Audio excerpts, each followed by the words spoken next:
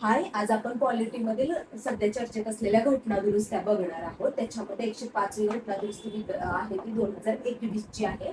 शैक्षणिक आणि आर्थिकदृष्ट्या मागासलेली SC-BC रिलेटेड येते. 105वी घटना दुरुस्ती 2021 म्हणजेच 127वी घटना दुरुस्ती विधेयक आहे. आणि जे SC-BC आहेत त्यांना स्वतःची यादी तयार करण्याचा आणि राखण्याचा अधिकार पुनर्संचयित करण्याबद्दल येते. सर्वोच्च न्यायालयाने 102व्या घटना दुरुस्तीमध्ये ते अधिकार फक्त केंद्र सरकारलाच दिले होते. आता ते राज्य सरकारला पुनराधिकार देण्यासाठी 105वी घटना दुरुस्ती आहे ती करण्यात आलेली आहे.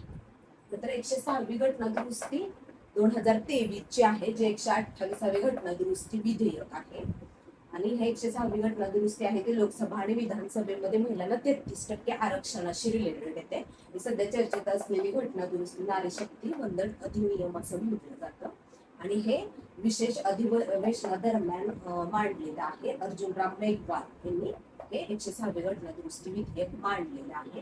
आणि हे 106वे घटना दुरुस्ती विधेयकामध्ये कलम 330A, 332A आणि 239A ही 3 कलम ऍड केलेली आहे. त्याच्यामध्ये कलम 330A आहे ते लोकसभेमध्ये महिलांना 33% आरक्षणाशी रिलेटेड येते. कलम 332A आहे ते विधानसभामध्ये महिलांना 33% आरक्षणाशी रिलेटेड येते. आणि कलम 239A आहे ते दिल्ली साठी जे विधानसभा आहे त्यामध्ये महिलांना 33% आरक्षणाशी रिलेटेड आहे. परंतु 106वी घटना दुरुस्ती विधेयक आहे ते राज्यसभा आणि विधान परिषदेला लागू नाहीये.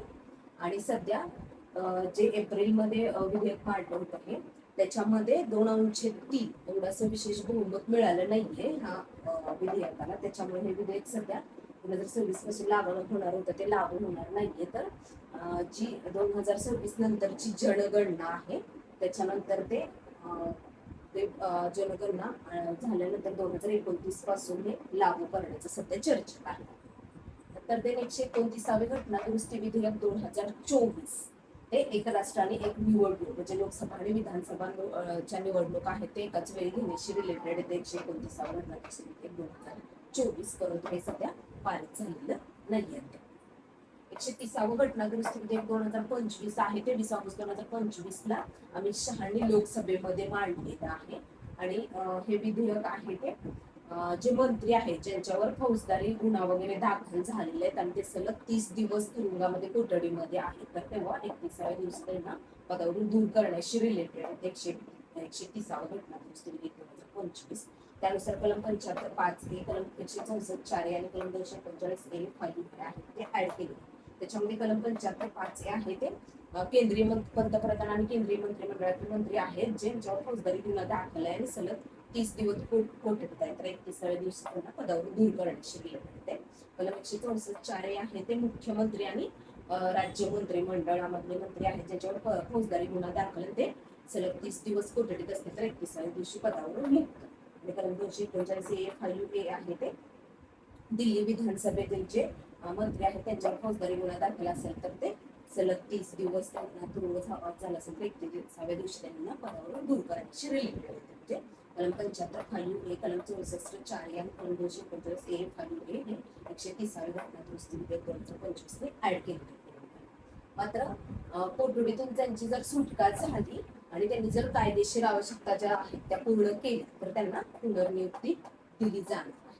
हे 130वी घटना दुरुस्ती विधेयक 2025 म्हणजे अलीकडील घटना दुरुस्त्यामध्ये 105वी घटना दुरुस्ती 2021 म्हणलं तर SC-BC रिलेटेड आहे तेच 127वी घटना दुरुस्ती विधेयक येते. 106वी घटना दुरुस्ती विधेयक 2025 म्हणजे ते 128वी घटना दुरुस्ती विधेयक हे सध्या खूप चर्चेत आणि गाजलेलं घटना दुरुस्ती आहे. लोकसभा आणि विधानसभेमध्ये 33% आरक्षणाशी रिलेटेड आहे.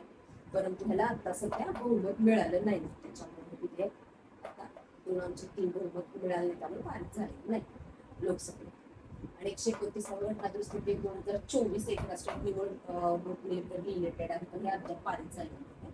130वी घटना दुरुस्ती विधेयक 2025 आहे ते ज्या मंत्र्यावर फौजदारी गुन्हा दाखल आहे आणि ते सलग 30 दिवस कोठडीमध्ये तर 31व्या दिवशी ते पदावरून त्यांना दूर करण्याबद्दल येते. मग ते केंद्रीय मंत्रिमंडळ, पंतप्रधान, राज्य मंत्रिमंडळ म्हणजे मुख्यमंत्री आणि राज्य मंत्रिमंडळ तसेच दिल्लीचे जे मुख्यमंत्री आणि राज्यमंत्रिमंडळ त्यांच्याशी रिलेटेड कलम ऍड केलेली आहे. कलम 75(5)A, कलम 164(4)A आणि कलम 239A 5 2025 त्या आहेत त्या सध्याच्या घटना दुरुस्त्या हे करंट अफेअर मध्ये पॉलिटीमध्ये विचारल्या जाऊ शकतो.